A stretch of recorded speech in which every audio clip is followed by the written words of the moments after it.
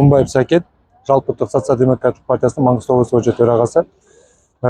Бізде Жалпыұлттық социал-демократиялық партиясында экология бойынша өзіміздің уставымызда бекітілген заңнамасы бар.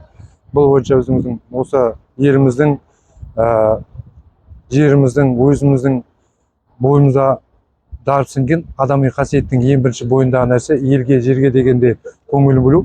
Ол да Абай атамыз айтқандай, өзіңде ең бірінші кім екенін білмесең, осы дүниеге келгеніңді қандай мақсатқа келгенін түсінбейтін болсаң, ешқандай ешнәрсе шықпайды дегендей, біздің ең бірінші келген мақсатымыз осы елді, жерді, өзіміздің әлемімізді жаңартып, осындай талдар отырғызу. Біз әрқашан қолдаймыз. Осындай тал отырғызу бойынша, көгалдандыру бойынша барлық шараларға атсалысып, осыған белсене қатысып келе жатыр. Тек қана бұл жерде социал-демократтық партияның бір ғана мақсаты ол тек қана тал отырғызып кету емес, бұны ары қарай өндіруге, бақылаушыға алуға.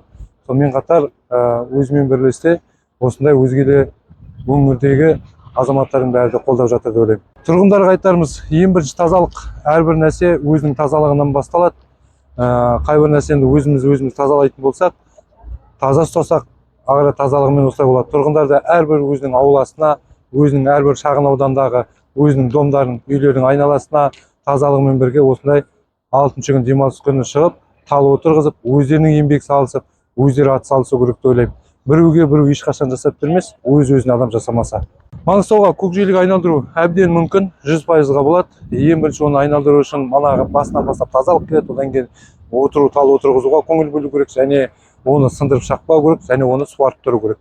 Суарып әрқайсымыз көңіл бөліп тұратын болатын болсақ, онда біз ары қарай көкжиелік емес, жасыл орманға айналады. Біздер бұл шарадан осы күнге дейін қалып көрген жоқпыз. Бұдан да қалмаймыз. Әрмен қарай осылай жалғасын тауып, жалғаса береді деп ойлаймын.